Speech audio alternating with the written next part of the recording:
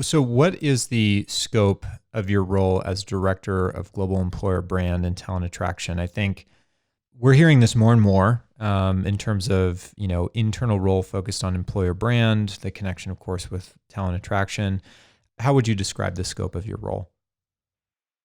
I would say it's pretty broad. It's still not as broad as the concept of employer branding as a whole because it touches the entire employee experience.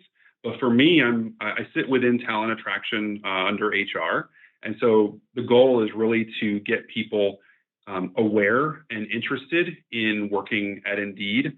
That has a lot of different forms like recruitment advertising, driving applications. So you think about short-term conversion, driving traffic, so you can hire somebody tomorrow.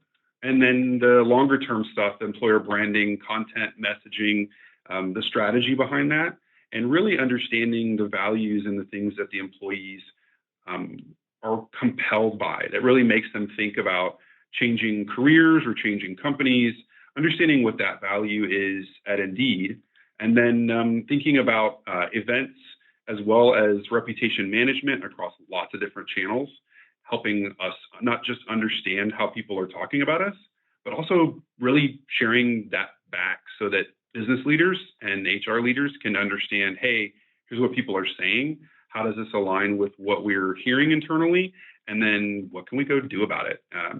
Actually drive change and continue to improve. And then last but not least, that touches your world is really about employee advocacy, thinking about our brand ambassadors, who they are, what they care about, really engaging them to volunteer.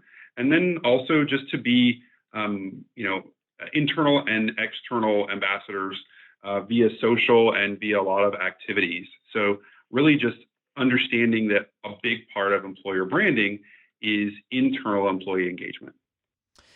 How and where do you think candidates are looking to be engaged? I presume this is something that you're probably thinking about very often. What do you see as the trends there? How do people want to be engaged? What channels are they engaging on? So if you think about candidate driven markets versus company driven markets, it flip flops, right? Every 10 years or so, or maybe 8 to 10 years, it flips and you see this change in perception. And right now it's absolutely a candidate driven market.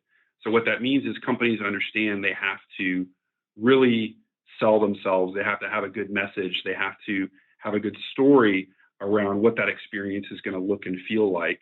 And hence the growth and the demand for employer branding as a concept as well as a profession, right? So the demand is there. And candidates, they're thinking about how they were treated 5, 8 years ago.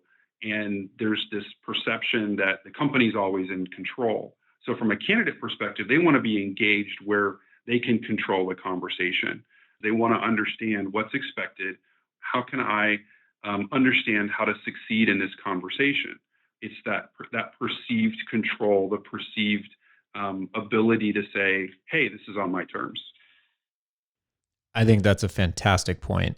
When it flip flops, when it's more company driven as opposed to candidate driven, what are some of the major differences between those two? Well, for one, companies stop caring about candidate experience awards. I think they realize that there's going to be traffic. They take it for granted, and then they treat candidates. Some companies they treat candidates like they're just a number, and they can wait, and everything is on the employer's time.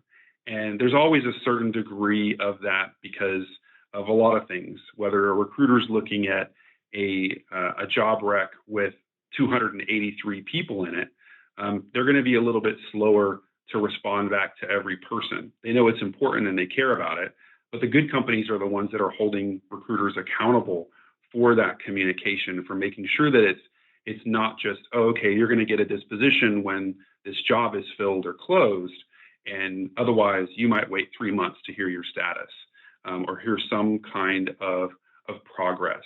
And so I think the ability to communicate while you're working, even if you're communicating that, hey, we don't have an update, because in my Yeah. mind, no update is still an update.